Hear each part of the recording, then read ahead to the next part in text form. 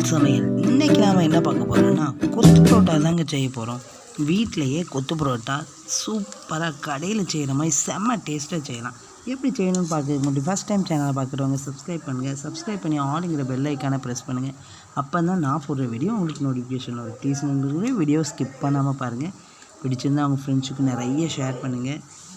செஞ்சு பார்த்துட்டு எப்படி இருக்குன்னு மறக்காமல் கமெண்ட் பண்ணுங்கள். சப்ஸ்கிரைப் பண்ணிவிட்டு வீடியோவை பாருங்கள்.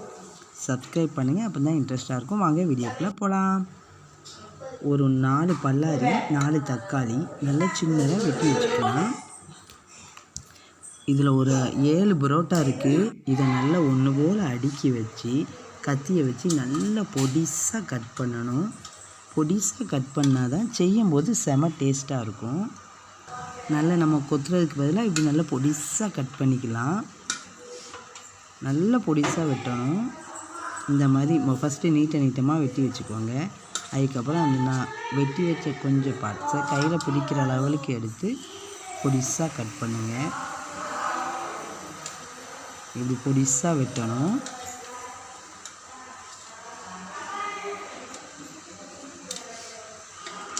நல்லா பொடிசாக கட் பண்ணியாச்சு. இந்த மாதிரி இருக்கணும். இதே மாதிரி இப்போ எல்லாத்தையும் வெட்டிக்கலாம்.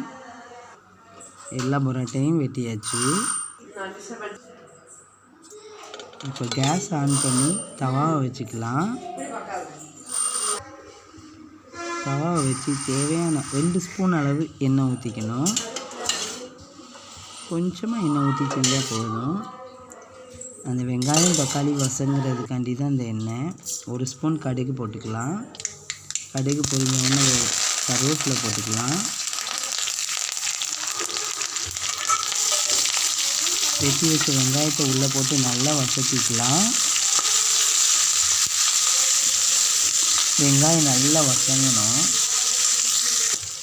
வெங்காயம் நல்லா வதங்கிடுச்சு. தக்காளியை போட்டுக்கலாம். தக்காளியும் போட்டு நல்லா வதக்கிக்கலாம்.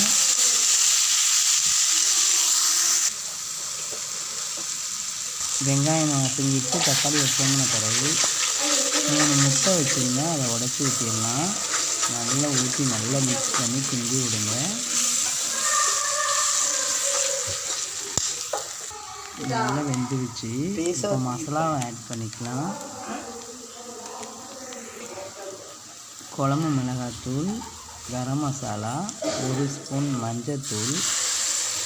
நான் குருமா இல்லை, அதனால் இதில் நல்லா கிரேவி மாதிரி இப்போ பண்ண போகிறேன். குருமா இல்லாமல் கொத்து பரோட்டா பண்ண போகிறோம். செம்ம சூப்பராக இருக்கும். இப்போ இது நல்லா கொதித்த பிறகு தேவையான அளவு உப்பு போட்டுக்கலாம். நல்லா கொதிச்சிருச்சு. குருமா இல்லாத நேரத்தில் வீட்டில் உள்ளதை வச்சு இப்படி பண்ணுங்கள். ரம்பா இலை போட்டுக்கலாம். இப்போ வெட்டி வச்சதை உள்ளே போட்டுடலாம். பரோட்டாவை நல்லா பொடிசாக வெட்டினதை போட்டு நல்லா கிண்டி விடணும்.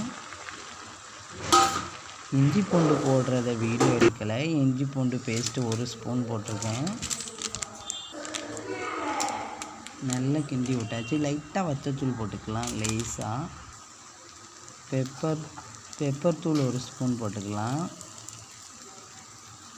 நல்லா மிக்ஸ் பண்ணி கிண்டி விட்டால் சூப்பரான கொத்து பரோட்டா ரெடி ஆயிடுச்சு. மல்லித்தலையை போட்டு ரெடி ஆயிடுச்சு. பரோட்டா வீட்டில் இருந்தால் இப்படி செஞ்சு பாருங்கள். செம்ம டேஸ்ட்டாக இருக்கும். முட்டை கொத்து பரோட்டா ஒரு வாட்டி இப்படி செஞ்சு பாருங்கள். சூப்பரான முட்டை கொத்து பரோட்டா ரெடி. இந்த வீடியோ பிடிச்சிருந்துச்சுன்னா லைக் பண்ணுங்கள், ஷேர் பண்ணுங்கள், சப்ஸ்கிரைப் பண்ணுங்கள். மறக்காமல் பெல் ஐக்கானை ப்ரெஸ் பண்ணுங்கள். எப்படி இருக்குன்னு செஞ்சு பார்த்து கமெண்ட் பண்ணுங்கள். சப்ஸ்கிரைப் பண்ணிவிட்டு வீடியோ பாருங்கள். நன்றி.